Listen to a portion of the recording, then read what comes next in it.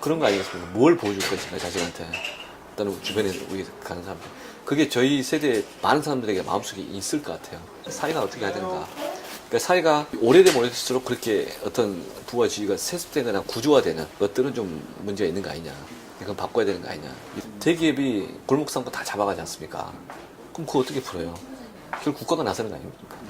그 경제민주화라고 하는 것이라고 하는 게 기본적으로 대기업 보호자는 건 아닙니다. 중소기업이든 개인이든 사회의 다양한 사람들이 내가 일하면 꿈과 희망이 있다 라고 생각해 일을 하고 그게 역동성이 있는 거고, 그럼 그 사회 전체 에너지가 지금은 뭐 50밖에 안 되는데 100이 발현된다는 거 아닙니까? 풀어가야 되는 과제가 있는 거고, 그게 이제 더불어민주당 입장에서는 서민과 중산층을 위한 정당으로서 그런 그림들을 그려나가야 되는 거고, 이 지역이 이제 대표적으로 서민들이 많이 사는 지역 아니겠습니까?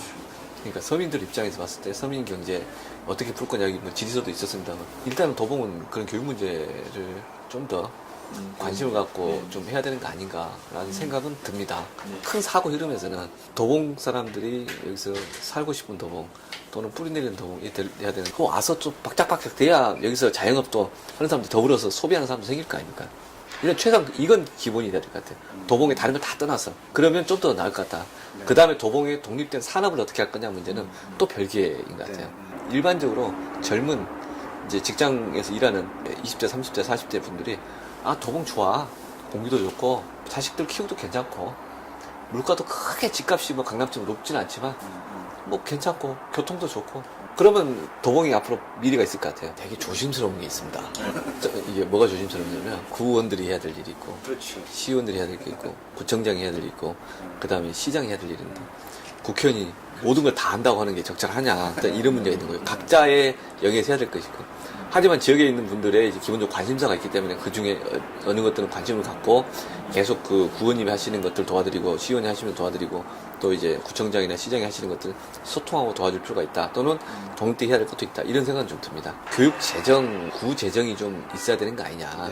또는 교육 재정으로 해서 교부금이 좀 늘어나야 되는 거 아니냐. 기본적으로 우리 아버지가 부자니까 내가 교육 잘 받아서 내 자식도 부자가 된다. 이런 시스템은 좀 문제가 있지 않습니까? 한두 명 그래도 사회가 전체적으로 그런 생각을 하면, 반대로 강남구는 돈이 많으니까 어떤 교사들이 질이 좋고 서포터가 많이 되는데, 도봉구는 돈이 없으니까 이게 서포트 어떤 재정 지원이 안 되니까 교사도 별로 없고, 또는 교사 질이 떨어진다. 이러면 억울한 거 아니겠습니까? 일단 큰 그림에서 아버지 재산 때문에 내 재산이나 내 사직 지위가 결정되는 게 억울한 것처럼, 적어도 다른 가능성을 좀, 교육에서는 그런 문제를 풀어야 되는데 그게 왜 못 푸는 거냐 문제에서 이제 재정 문제가 걸려 있다는 거죠. 그러니까 지금 현재 도봉구의 재정 자립도가 한 30% 정도 되는 것 같습니다. 그러면 70%를 다양한 교부금으로 받아야 되는 거예요, 중앙 시에서. 그래서 그런 문제를 푸는데 일단 고민을 해야 돼. 이건 중앙정부나 이제 국회에서 고민을 하고 풀어야 될 이슈다. 우이동 경전철 이야기. 경전철. 예. 이제 추진하는 문제가 남아있죠. 그게 처음에는 민간 투자를 받아서 하는 걸로 되어 있는데, 민간 투자를 하려면 일정 시기 수익성이 나와야 되는 게, 교통량이 얼마 안 되니까 그 예상된 수익률과 실제 발생한 교통량으로 인한 수익의 차액을 보존해 주도록 했지 않습니까? 그럼 그 보존을 한다는 건 지방정부가 보존을 한다는 거거든요. 근데 그거 하느니 차라리 처음부터 하는 게 낫잖아요. 국가가 국가 재정사업으로 서울시와 국가의 재정사업으로 풀 수 있느냐. 우이방학 경전철의 초점은 그게 있는 거죠. 이걸 하지 말자, 하자가 아니라 하면 언제 할 것인가, 어떻게 할 것인가. 포인트는 재원 조달을 어떻게 할 것인가 이런 거죠. 근데 그 재원 조달을 민간 투자 유치 방식으로 할 거냐? 근데 투자자가 없다. 상당히 없었던 거거든요. 그러면 이걸 국가나 서울시 재정을 할 수 있느냐? 이걸 어떻게 설득할 거냐? 이 문제만 남아있는 거예요. 그에 대해서 계속 관심을 갖고 가야 된다고 생각합니다. 결국 여기에 나오는 것은 교육이 첫 번째, 저는 교통이 또 하나의 큰 문제 이렇게 봅니다. 이 도봉에서는. 근데 교통 중에 하나가 이 우이방학 경전철 문제고, 또 하나는 1호선 역사의 문제겠죠. 이게 지형화하고 할 거냐고. 이것도 되게 어렵지 않습니까, 지금? 쉽지 않은 문제라고 생각합니다. 기본 큰 기조는 그거죠. 기조고 이게 머리를 쓰면서 잔대가리 굴리는 이야기 아니라 진짜 새누리당 장기집권 저지해야 됩니다.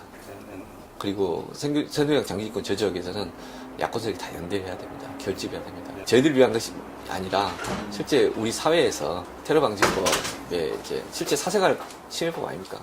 그 재정 시도하고 그거 되돌릴 수 있기 위해서는 50% 이상이 돼야지 되돌릴 수 있는데, 다양한 그 노동 관련 법들이 또 좀 변화하고 있지 않습니까? 그런데 버티면서 잠시 이제 멈춘 상태, 다시 이제 4월 이후 지나면 또 시도할 거거든요. 그거 막을 힘이 없으면 못 막습니다. 우리 사회에서 노동에 관한 거, 이렇게 사생활 침해에 관한 거, 또는 기타 다양한 그 경제민주화에 관한 것들을 시도를 해야 되는데, 제가 힘이 없으면 아무것도 못 합니다. 결국에 장기 집권에 대한 이야기도 하지만, 그게 결과적으로 장기 집권이라는 말 같은 추상적인 우리 삶 속에 나타나는 것은 여러분의 자식이 힘듭니다. 제 자식도 힘들고요. 부와 지위가 체계적으로 세습되는 그런 사회로 가는 겁니다. 그럴 수는 없지 않습니까? 우리가 삶을 그렇게 살 수는 없습니다. 장기 집권 저지가 바로 그것 때문입니다. 장기 집권 저지라는 게 180석이 되면 언제든 개헌할 수 있고, 개헌하면 내각제로 가면서 마음대로 풀 수 있습니다. 근데 그 통치 구조에 관한 문제가 아니라 실질적으로 우리 삶을 옥죄고 있는 모든 법들이 바뀔 겁니다. 근데 바뀌는 과정이 어디까지 바뀔지를 모르겠다는 거죠. 견제적인 힘이 없으니까. 적어도 그건 막아야 됩니다.